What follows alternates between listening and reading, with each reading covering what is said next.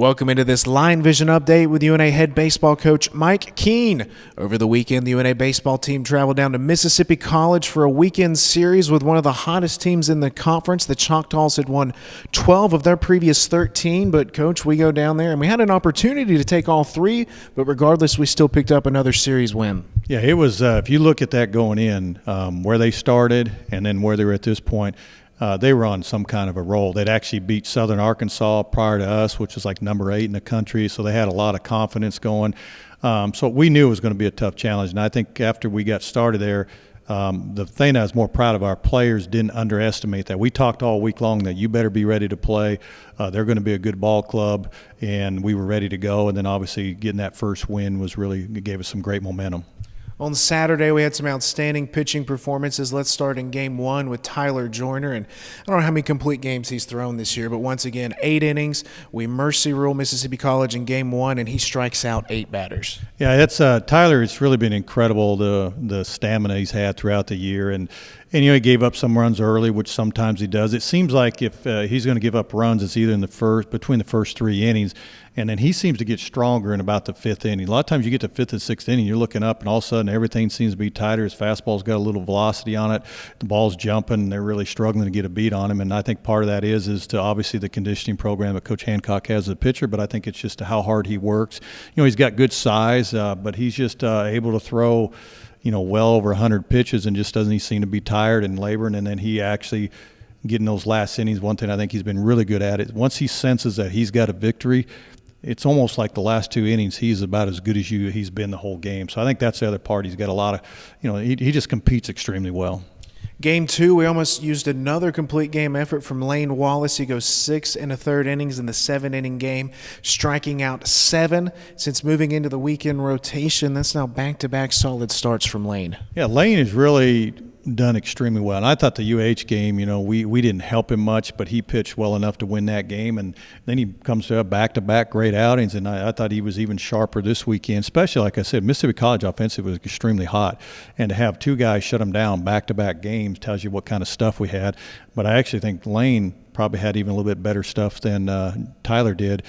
His breaking ball was working well, his cutter and his changeup, and then obviously, you know, his fastball was good enough to kind of keep him off balance. But it was a great job of keeping it down and then allowed us to take the lead and then expand, and you know, it was a good win. But we haven't had a lot of second wins, and you know, that Game 2's kind of been our struggle winning, so it was nice to see us get a sweep on the first day. Coach, it seems like at this point with the way the offense is playing, there's so many players that we could talk about, but the first 2 I want to talk about. First one being Davis Elliott, playing third base for us right now. He's played the designated hitter role, second base as well, a few ball games, but his last 8 games, going back to the Delta State series, hitting right around 424. Throughout the season, he's just been pretty consistent here in his 3rd campaign now, a redshirt sophomore. Yeah, he's, you know, from Davis came in obviously as a freshman. We redshirted him, just really wasn't prepared to play. But I think what Davis did from his freshman year on, he went out and played summer ball, tried to improve his skills, and came back with a lot more confidence and allowed his talent to take over. And then he went out again this summer and had a really good summer.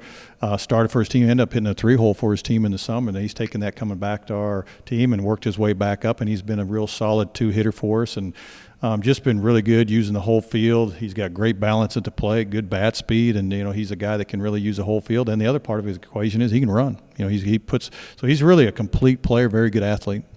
Peyton Sockwell, we've been talking about him a lot the last couple of weeks. You go back to his last 3 weekend series against UAH.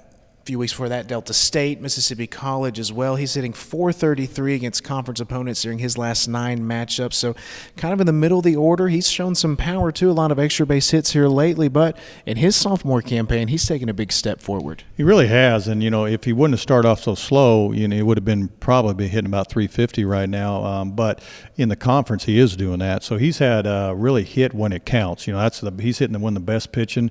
Like I said, his timing's really got better. You know, it's one of those things. It's kind of, we always said the hitting's in our system. Sometimes it's a process, and some it takes a little bit longer.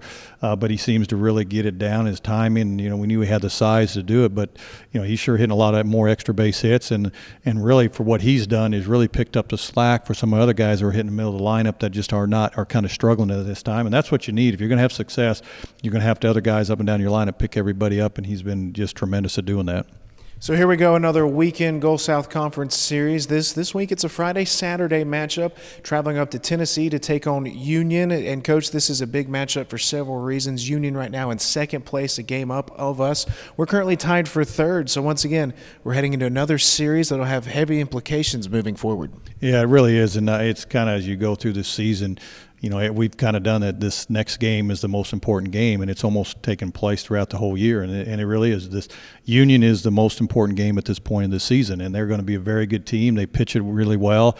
Got a lot of power in their lineup. They're more of a playing for the 3-run homer. They don't steal a lot of bases, but that means up and down their lineup they got a lot of potential. So you can't miss, and you got to, you know, they'll hit mistakes and capitalize on those mistakes. So we're going to have to play well, play great defense. You know, hopefully we'll pitch well again, and then get some timely hitting.